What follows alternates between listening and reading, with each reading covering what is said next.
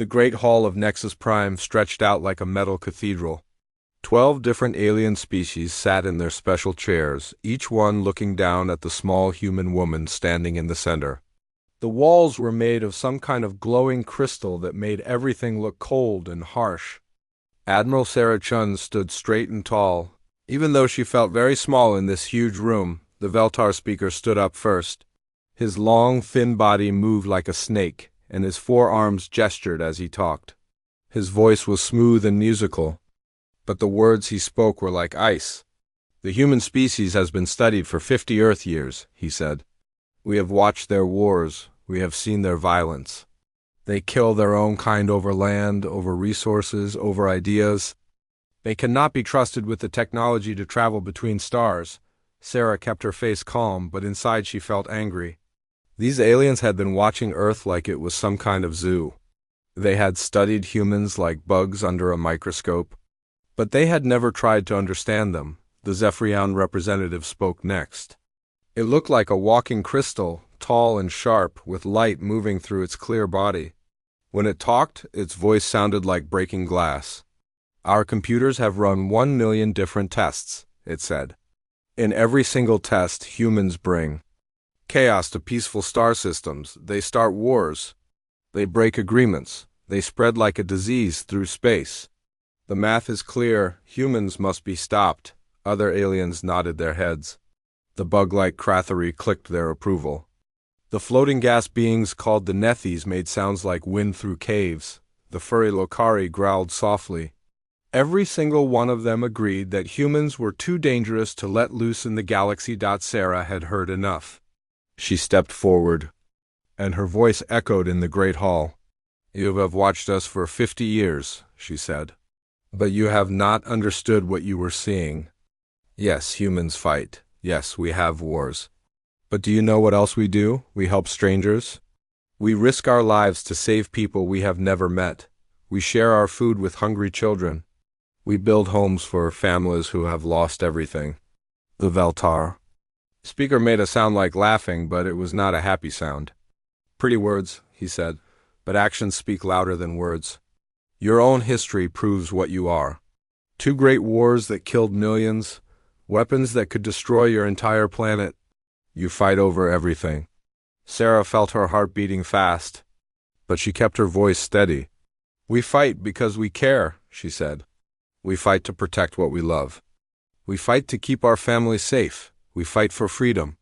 You call this a weakness, but it is our greatest strength." The crystal being made that glass-breaking sound again. "Strength?" it said. "You are weak. You cannot even agree among yourselves. Your planet has hundreds of different governments. You speak hundreds of different languages. You worship different gods. How can such a broken species be trusted with star travel?" Sarah smiled for the first time since entering the hall. It was not a happy smile. "You think our differences make us weak," she said. "But they make us strong. When humans face a real threat, when something tries to hurt our children or destroy our homes, we stop fighting each other. We come together like nothing you have ever seen." The Alien Council did not look convinced. The Veltar speaker raised one of his 4 hands. "Enough," he said. "The decision has been made. Planet Earth is declared a danger to galactic peace. You have 72 hours to surrender all weapons and technology. Your people will be moved to special facilities where they can be taught to live peacefully. If you refuse, your planet will be destroyed." Sarah felt the words hit her like a punch to the stomach, but she had been expecting this. Earth's leaders had known this day might come. They had prepared for it. "And if we refuse?" she asked, even though she already knew the answer. The crystal being's light grew brighter and colder. "Then your species will be removed from existence," it said. "Completely. Every human man, woman, and child will die. Every trace of your civilization will be erased. It will be as if humanity never existed." Sarah looked around the hall at all the alien faces. Some looked sad about the decision. Others looked angry. But none of them looked like they were going to change their minds. 72 hours, the Veltar speaker repeated. "That is more time than many species received. Use it wisely." Sarah turned and walked toward the exit. Her footsteps echoed in the huge hall, but she did not walk fast. She did not run. She walked with the steady steps of someone who was not afraid. As she reached the door, she turned back one last time. "You have made a mistake," she said to the council. "A very big mistake. You studied our wars, but you never learned why we fight them. You counted our weapons, but you never understood why we build them. You think you know humans, but you know nothing about us." The aliens did not answer her. They just watched as she left the hall. Outside, Sarah's ship was waiting for her. It was small and simple compared to the huge alien vessels that filled the space around Nexus Prime. As she climbed into the pilot's seat, she activated her communicator. "Earth Command, this is Admiral Chun," she said. "We hear you, Admiral," came the reply from Earth. "What is the verdict?" "Complete surrender in 72 hours or total destruction," Sarah said. "They want to move all humans to prison worlds for what they call rehabilitation." There was silence on the other end for a long moment. Then a different voice came on the line. It was General Morrison, the head of Earth's Defense Forces. "Admiral, are you ready to send a signal?" he asked. Sarah looked out at the alien fleet surrounding her small ship. There were hundreds of vessels out there, each one bigger and more powerful than anything Earth had ever built. At least, that was what the aliens thought. "Yes, General," she said. "Send the message to all stations." "Protocol Prometheus is now active." "Understood, Admiral." "Protocol Prometheus is active. See you back home." As Sarah's ship began its journey back to Earth, signals were already racing ahead of her at the speed of light. All across the solar system, hidden stations were receiving the message. On the Moon, in the asteroid belt, on the moons of Jupiter and Saturn, humans were reading the same 3 words over and over again. Protocol Prometheus active. The aliens thought they had given humanity a death sentence. They thought humans would panic and beg for mercy. They thought the threat of complete destruction would make Earth surrender without a fight. They were about to learn that they had made the biggest mistake in galactic history. Humans did not surrender when their families were threatened. They did not give up when their children were in danger. They did not back down when someone tried to destroy their home, when humans were pushed too far. They did not fall, they rose in fire. The ground beneath New York City shook as the elevator went down, down, down. Captain Elena Vasquez had ridden this elevator many times before, but today felt different. Today, everyone on Earth knew that aliens wanted to destroy them all. The elevator stopped after going down for almost 10 minutes. When the doors opened, Elena stepped into a world that most humans did not know existed. The underground city stretched out in front of her like something from a science fiction movie. But this was real, and it had been real for 50 years. Bright lights hung from the ceiling that was carved out of solid rock. The ceiling was so high that clouds actually formed up there sometimes. Streets and buildings filled the huge space, and people were everywhere. Children played in parks while their parents worked in shops and offices. It looked like a normal city, except it was buried 3 miles under the ground. Elena had been born in this underground city. Her parents had been part of the first group of people who came down here when she was just a baby. Back then, there had been only a few tunnels and some basic rooms. Now, there were underground cities like this one under every major city on Earth. She walked through the busy streets toward the command center. People nodded to her as she passed. They all knew who she was. Elena was in charge of getting Earth's children to safety, and today was the day they had all been preparing for. The command center was a huge room filled with computers and screens. People sat at desks, typing and talking into headsets. Big screens on the walls showed maps of Earth and space around it. But the most important screen showed a countdown timer. 67 hours and 32 minutes left. Dr. Marcus Webb stood in the center of it all, giving orders to different teams. He was an old man with gray hair and tired eyes, but his voice was strong and clear. When he saw Elena, he walked over. "To her, the Phoenix Project is ready," he said. "All teams are in position. We can begin moving the children anytime you give the order." Elena nodded. The Phoenix Project was the plan to move all of Earth's children under the age of 16 to the secret bases on the moon. The aliens thought they could make humans surrender by threatening to kill their children. They did not know that the children were already safe. "How many ships do we have ready?" Elena asked. 200 cargo ships, Marcus said. Each one can carry 500 children plus supplies. The ships look like normal cargo vessels from the outside, but they have our new engines and defense systems. Elena looked at the big screen that showed Earth from space. She could see the alien ships surrounding their planet like angry wasps around a nest. There were so many of them that they blocked out some of the stars. "What about the parents?" she asked. "How are they handling this?" Marcus smiled, but it was a sad smile. "Better than we expected," he said. "Every parent knew this day might come. They have been preparing their children for years. The children think they are going on a long camping trip to the moon. The parents know they might never see their children again." Elena felt her throat get tight.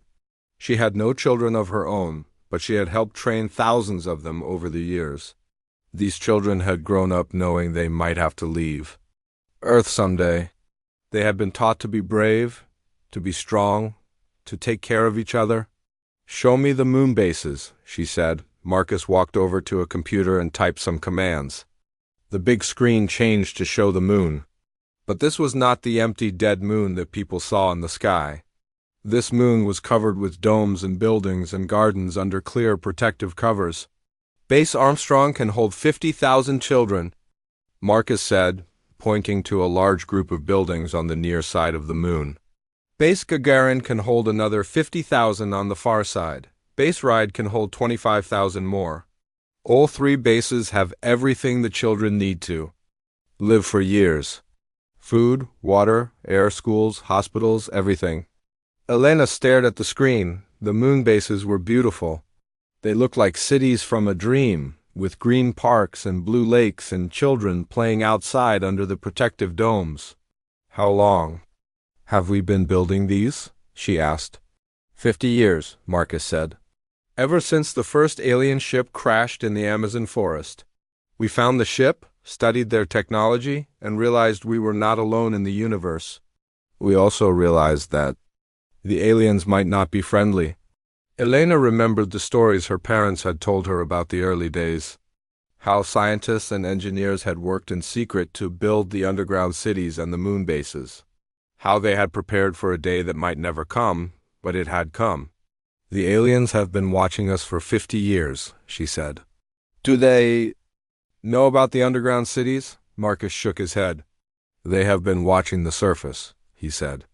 "They see our wars and our cities and our governments, but they use heat sensors and radio signals to watch us. The underground cities are too deep for their sensors to detect, and we have been very careful about our radio signals." A young man at one of the computer desks turned around. "Dr. Webb," he said, "we are getting reports from all the underground cities. London is ready, Tokyo is ready, Moscow is ready. Sydney is ready. All cities report full readiness for evacuation." Elena felt a chill run down her back. In a few hours, every child on Earth would disappear. The aliens would think they were hiding in the surface cities. They would never guess that the children were already on their way to the moon. What about the adults who are staying behind? She asked. Marcus pointed to another screen that showed the inside of a huge factory. Thousands of people were working on what looked like weapons and machines that Elena had never seen before. "The Phoenix Project is not just about saving the children," Marcus said. "It is about fighting back. While the aliens were watching our surface wars, we were building weapons down here that they cannot imagine." Elena looked closer at the screen. The weapons did not look like anything from Earth. They were sleek and silver and seemed to glow with their own light. "Are those alien weapons?" she asked. "Better," Marcus said. "We studied the alien technology from the crashed ship. We learned how it worked, then we made it better. Our weapons are more powerful than anything the aliens have." An alarm sounded softly through the command center. Marcus looked at his watch. "Time to go," he said. "The first ships launch in 1 hour. Elena walked through the underground city one more time before going to the launch bay. She saw families saying goodbye. Parents hugged their children and told them to be brave. Children carried small bags with their favorite toys and pictures of their families. Everyone was scared, but no one was crying. In the launch bay, 200 ships sat ready to take off. They looked like the cargo ships that carried supplies between Earth and the Moon every day, but Elena knew these ships were special. They had new engines that could move faster than anything the aliens had seen. They had shields that could protect them from alien weapons. And they had pilots who would die before they let anything happen to the children. Elena climbed into the command ship. Through the window, she could see the first group of children boarding their ships. They were excited and nervous, just like children going on any big adventure. They did not know that the fate of the human race might depend on them. The countdown began. In the underground cities all over Earth, people stopped what they were doing and looked up at the screens. Parents held their breath as they watched their children prepare to leave the planet. 10 seconds to launch, came the voice over the speakers. Elena closed her eyes and thought about her parents, who had worked so hard to build this underground world. She thought about all the children who were about to become the future of humanity. 5 4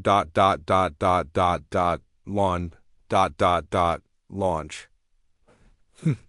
The ships rose up through hidden tunnels that opened to the surface. They climbed into the sky like silver birds, flying toward the moon while the alien fleet watched Earth below. The aliens thought they had humans trapped on their planet. They thought all of humanity was hiding in the surface cities, waiting to be destroyed or captured. They had no idea that the most important part of humanity was already flying beyond their reach. Captain Jake Morrison floated in zero gravity, looking out at the alien fleet through his ship's window. The enemy ships hung in space around Earth like dark clouds, blocking out the stars. There were hundreds of them, each one bigger than anything humans had ever built. At least that was what the aliens thought. Jake's ship looked like a piece of space junk. Old metal plates were welded to the outside to make it look broken and abandoned. Fake rust marks covered the hull. Even the engine signature was disguised to look like a dying power core. But inside, the ship was one of the most advanced vessels humanity had ever created. He was hidden in the asteroid belt between Mars and Jupiter, along with 200 other ships just like his. For 48 hours, they had been watching and waiting while the aliens celebrated their easy victory over Earth. The aliens had started bombing Earth City 6 hours ago. Jake had watched the bright flashes of light as the weapons hit the surface. He had watched the mushroom clouds rise into the sky. He had watched his home planet burn, and he had forced himself to stay calm. But Jake knew something the aliens did not know. Those cities were empty. Every single person had moved into the underground shelters before the bombing started. The aliens were destroying empty buildings and thinking they were winning a war. "Captain Morrison," came a voice through his headset. It was Admiral Chun, calling from the command ship hidden behind one of Jupiter's moons. "Are you ready to show these aliens what humans are really capable of?" "Yes, ma'am," Jake said. "All ships report ready for attack." "Good," Admiral Chun said. "Remember, we only get one chance at this. Hit them hard and fast. Make them understand that they made a very big mistake." Jake looked at his crew. There were only 5 people on his ship, but each one was trained for this mission. They had been practicing for years, waiting for a day they hoped would never come. But now that day was here, and they were ready. "All ships, this is Morrison," he said into his communicator. "Begin Phase 1. Make them think we are just space junk coming to life." Across the asteroid belt, 200 ships started their engines, but they did not roar to life like normal spacecraft. Instead, they drifted slowly toward the alien fleet, looking like pieces of old metal floating through space. The aliens noticed them, of course. Jake could hear their radio signals as they talked to each other about the approaching debris. They were not worried. Why would they be worried about some old junk drifting through space? "Distance to target, 400,000 kilometers.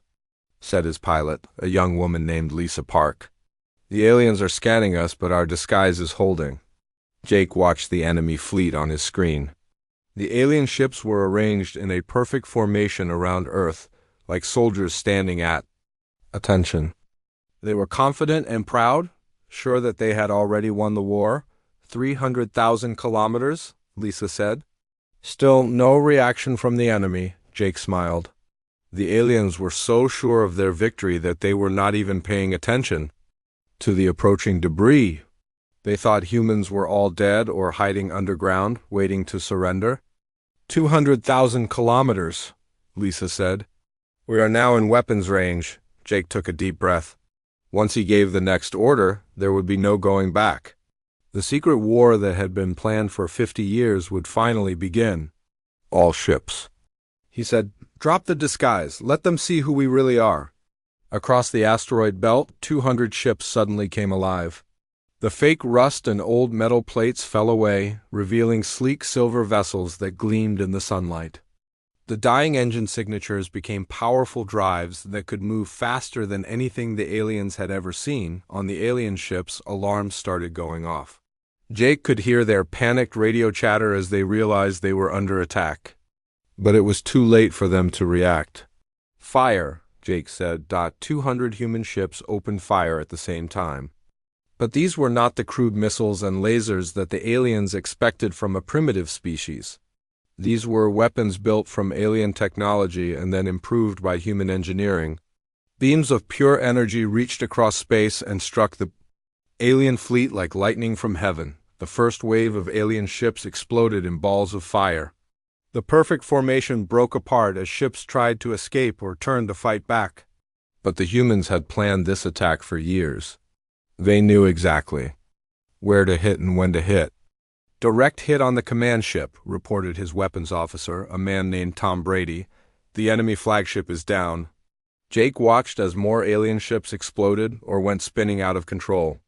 The aliens had superior numbers, but the humans had superior technology and superior tactics. More importantly, the humans were fighting for their families and their home.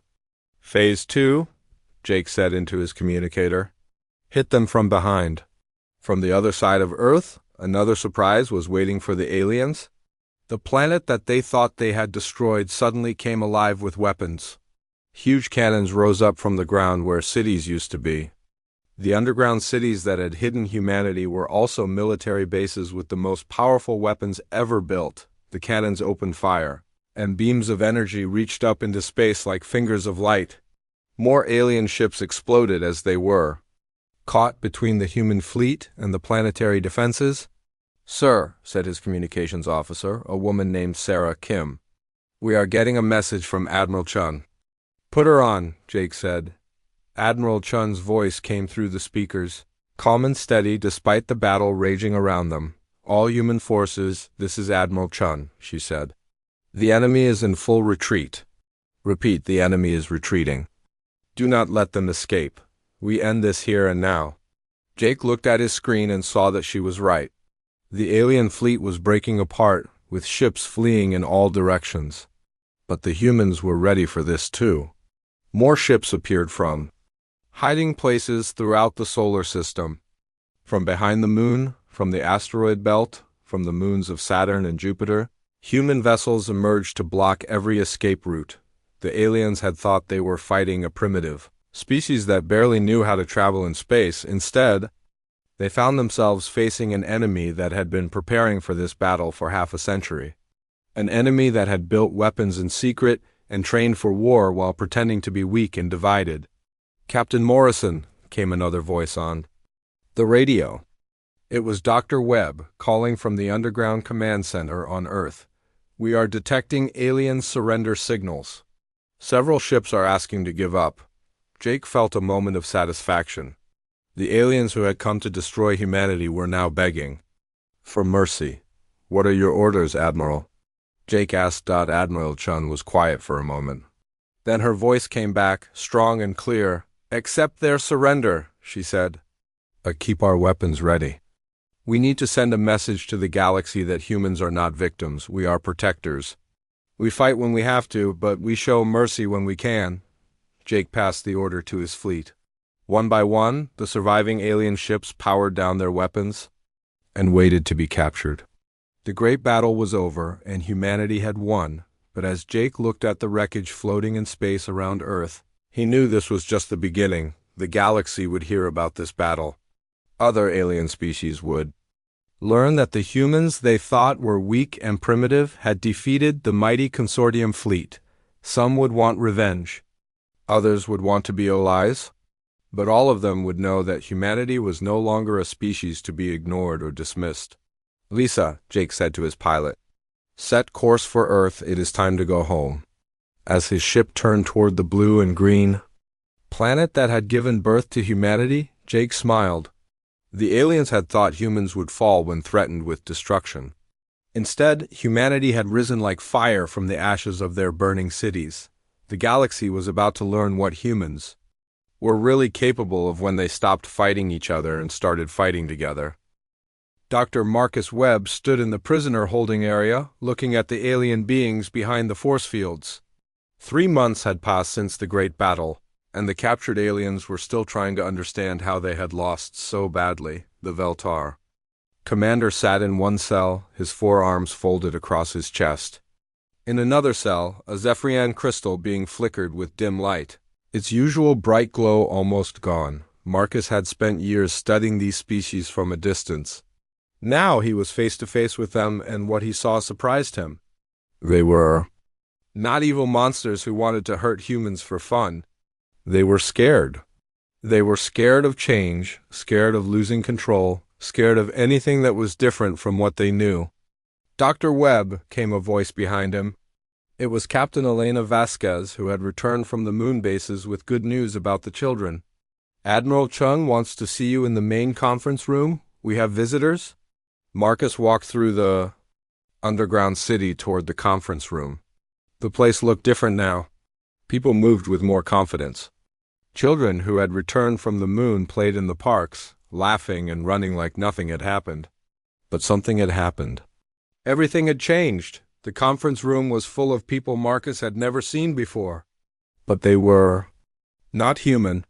These were aliens, but not the same species that had attacked Earth. These aliens looked different, and they did not wear the uniforms of the consortium fleet. Admiral Chun stood at the head of the table, talking to a tall being that looked like it was made of flowing water. Next to it sat a creature that looked like a giant butterfly with 6 wings. At the far end of the table, something that might have been a living tree swayed back and forth as it listened. "Dr. Webb," Admiral Chun said when she saw him, "I want you to meet some new friends. This is Ambassador Title from the Aquari people. This is Speaker Brightwing from the Moth Collective, and this is Elder Root Deep from the Grove Worlds." Marcus sat down at the table, still confused about what was happening. "These representatives have come from their homeworlds to meet with us," Admiral Chun explained. "It seems that news of our victory has spread quickly through the galaxy." The water being called Tidal spoke first. Its voice sounded like waves on a beach. "We have been slaves to the consortium for 300 years, it said. Our people were forced to give up our weapons and our freedom. We were told it was for galactic peace. But when we heard that humans defeated the consortium fleet, we knew that change was possible." The butterfly creature called Brightwing spoke next, its voice like music in the wind. "Our worlds have been under consortium control for 200 years, it said. We were not allowed to explore space or develop new technology. We were told that only the consortium species were advanced enough to be trusted with such things. But humans have shown us that this was a lie." Elder Root Deep made sounds like wind through leaves. "The Grove Worlds have been sending food to consortium planets for 150 years, it said. We were told that we had to feed the galaxy because it was our duty. But we were never paid fairly for our work. We were treated like servants, not partners."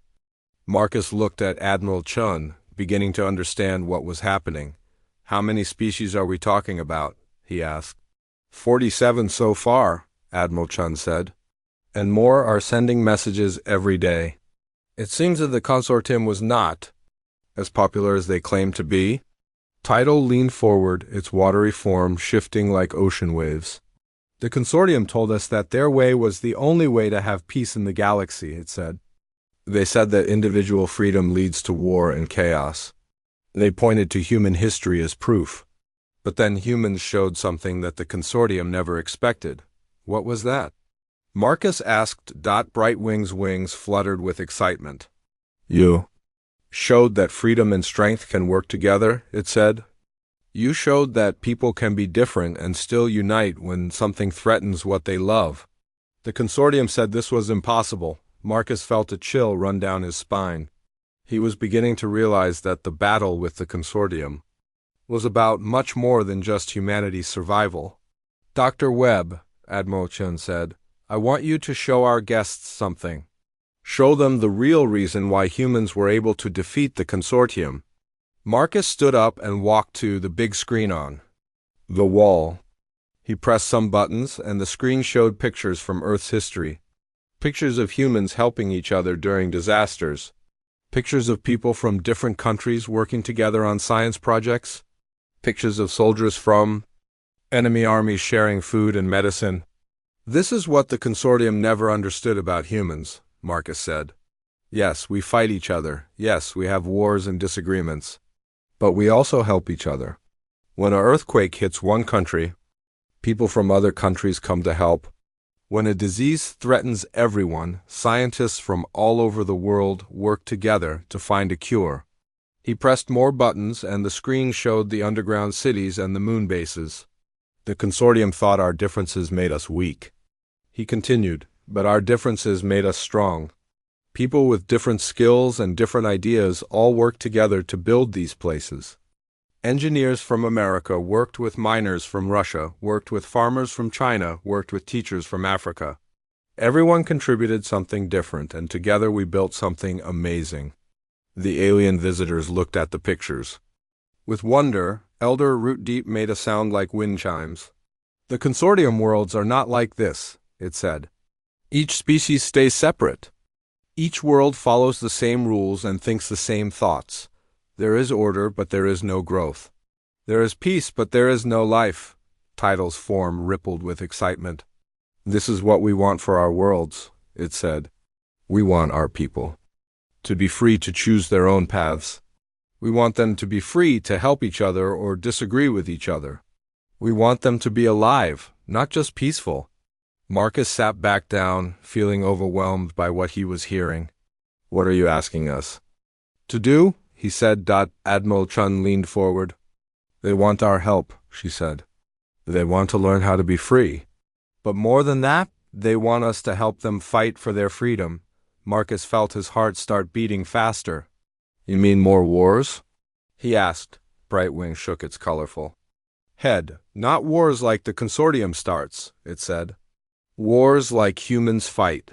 Wars to protect families and homes and freedom.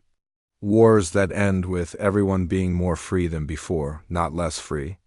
Admiral Chun stood up and walked to another screen. This one showed a map of the galaxy with hundreds of star systems marked in different colors. Red marks are consortium control worlds, she said. Blue marks are worlds that want to be free. Yellow marks are worlds that are undecided. As you can see, there are a lot more blue and yellow marks than red marks.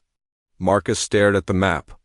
The galaxy was much bigger than he had imagined, and it was full of people who wanted the same things that humans wanted. Freedom to choose, freedom to grow, freedom to be different. What happens if we say yes?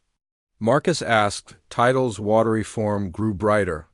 Then we start building something new, it said. Something that has never existed before. A galaxy where every species is free to be themselves, but where they all work together when they face problems that are too big for one world to handle alone. Elder Rootdeep swayed with what might have been excitement. We call it the Free Worlds Alliance. It said, not an empire ruled by the strongest. Not a collective where everyone thinks the same thoughts. An alliance where every world has a voice and every species has a choice. Marcus looked around the room at all the hopeful faces, both human and alien. 3 months ago, humanity had been fighting for survival. Now they were being asked to help free an entire galaxy. But as he thought about it, Marcus realized that this was what humans had always been good at. Not conquering others, but inspiring others. Not forcing people to be the same, but showing people that being different could make everyone stronger. The galaxy was about to learn that when humans said they fought for freedom, they meant freedom for everyone. Admiral Sarah Chun stood in the Great Hall of Nexus Prime, but everything was different now. 6 months ago, she had stood in this same place as a prisoner waiting to hear humanity's death sentence. Today, she stood here as the first human representative. To the Free Worlds Alliance, the hall looked the same, with its glowing crystal walls and high ceiling. But the people inside were completely different. Where 12 consortium species had once sat in judgment, now over 60 different species sat together as equals. The Veltar and Zephyrians were there too, but they no longer wore the proud uniforms of the consortium. They wore simple clothes and sat with everyone else, no longer the rulers of the galaxy. Sarah looked out at all the different faces. There were water beings like Tidal, whose form shifted and flowed as he talked. There were the butterfly people like Brightwing, whose colorful wings caught the light as they moved. There were tree-like beings like Elder Rootdeep, who swayed gently as they listened to the discussions, but there were also species that Sarah had never seen before. Beings made of living metal that clicked and hummed when they spoke. Creatures that looked like clouds of gas but could somehow hold solid form when they needed to. Strange alien forms that defied description, each one unique and beautiful in its own way. "The motion before us today," said Speaker Brightwing, who had been elected as the current president of the Alliance, "is the establishment of the protection." "Fleet, Admiral Chun, would you please explain the proposal?" Sarah walked to the center of the hall, to the same spot where she had once stood as humanity faced extinction. But now she walked there as a friend and ally to every being in the room. "Members of the Free Worlds Alliance," she began. 6 months ago, the consortium told us that peace could only exist if the strong controlled the weak. They said that freedom leads to chaos and war. They were wrong. Murmurs of agreement came from around the hall. Many of these species had lived under consortium rule for hundreds of years. They knew what that kind of peace really meant. "In the last 6 months, we have proven that free worlds can work together," Sarah continued. "The Aquarii have shared their water purification technology with desert worlds. The Grove worlds have taught farming techniques to worlds that struggle to grow food. The Moth Collective has helped other species develop better communication systems." She gestured to a large screen that showed statistics from across the galaxy. "Trade between Alliance worlds has increased by 300%. Scientific discoveries have increased by 500%. Art and music and literature are flowing between worlds like never before. This is what happens when people are free to choose their own paths and help each other." Elder Rootdeep swayed forward, his voice like wind through leaves. "But we still face threats," he said. "There are consortium worlds that refuse to join. The Alliance, there are pirate fleets that attack our ships. There are slavers who try to capture our people. How do we deal with these problems without becoming like the consortium ourselves?" Sarah smiled. This was the question she had been waiting for. "We protect each other," she said. "Not by conquering those who oppose us, but by being strong enough that they cannot harm us. The protection fleet will be made up of ships from every Alliance world. When pirates attack Aquarii traders, ships from 10 different species will come to help. When slavers threaten Grove world farmers, the entire Alliance will respond." A new voice spoke up from the back of the hall. It was Commander Zektar, a former consortium officer who had joined the Alliance after his own world voted for freedom. "What about the consortium worlds that still resist?" he asked. "There are 12 worlds that still follow the old ways. They have threatened to attack Alliance worlds if we continue to grow." Sarah looked at the former enemy officer with respect. Zektar had once been part of the system that tried to destroy humanity. Now he was asking honest questions about how to build something better. "We will defend ourselves," Sarah said. "But we will not attack them unless they attack us first." And when we do fight, we fight to protect freedom, not to create new empires. Every world we liberate gets to choose its own government and its own path. Ambassador Title's watery form rippled with what might have been approval. This is the human way, he said. Fight when you must, but always remember why you are fighting. Fight to protect, not to conquer. Fight to free, not to enslave. Sarah felt a warmth in her chest as she heard those words. Humans had always been good at war, but they had never been good at being tyrants. Even in their darkest times, humans fought for ideals, not just for power. There's something else, Sarah said. Something that makes the protection fleet different from any military force the galaxy has ever seen. She pressed a button, and the screen showed images of children from dozens of different species playing together on various Alliance worlds. Our children are growing up together, she said. Human children on the moon bases are learning to communicate with young Aquari. Moth Collective younglings are teaching Earth children how to fly. Grove World saplings are sharing nutrients with human plants. The hall fell quiet as everyone looked at the images. In one picture, a human girl was helping a young tree being plant seeds in a garden. In another, an Aquari child was teaching human children how to swim underwater without breathing. Equipment. In 20 years, as Sarah continued, these children will be adults. They will see each other not as different species, but as family. They will protect each other not because they are forced to, but because they love each other. That is our real strength, not our weapons or our ships, but our children who will grow up free. Brightwing's wings fluttered with emotion. The consortium said that different species could never truly trust each other, she said. They said that fear was the only thing that could keep peace between worlds. But these children prove them wrong every day. Sarah nodded and looked around the hall one more time. In the back corner, she saw Dr. Marcus Webb sitting with former consortium scientists, working together on new technologies that would help all Alliance worlds. Near the front, she saw Captain Elena Vasquez talking with Aquari engineers about better ways to protect children during space travel. The vote is before us, said Speaker Brightwing. All in favor of establishing the protection fleet under Alliance command? Hands, tentacles, branches, and other appendages rose throughout the hall. The vote was unanimous. Every single species voted yes. The motion passes, Brightwing announced. Admiral Chung, congratulations.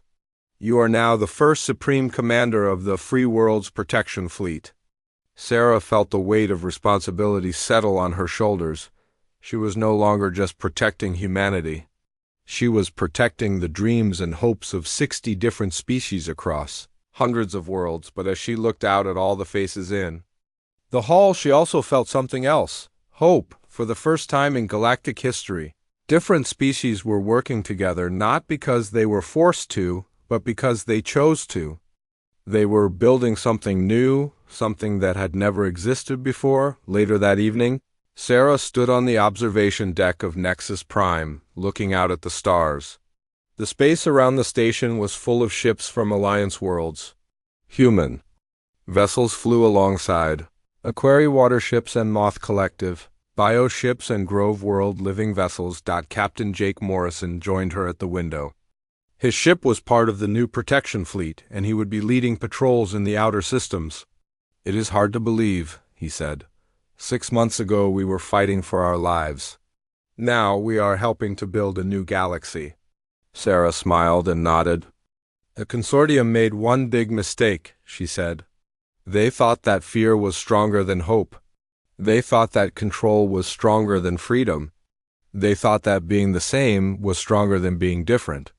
And they were wrong about all of it, Jake said. Sarah looked at her reflection in the window, remembering the scared woman who had stood in this hall 6 months ago, facing the end of everything she loved. They thought we would fall, she said quietly. But humans do not fall when our family is threatened. We rise, and now we have shown the whole galaxy how to rise with us. Outside the window, the stars burned bright and free, lighting the way to a future where every world could choose its own destiny. The fire that the aliens had feared would consume the galaxy had instead become its guiding light, showing everyone that freedom and unity were not opposites, but partners in the dance of life among the stars.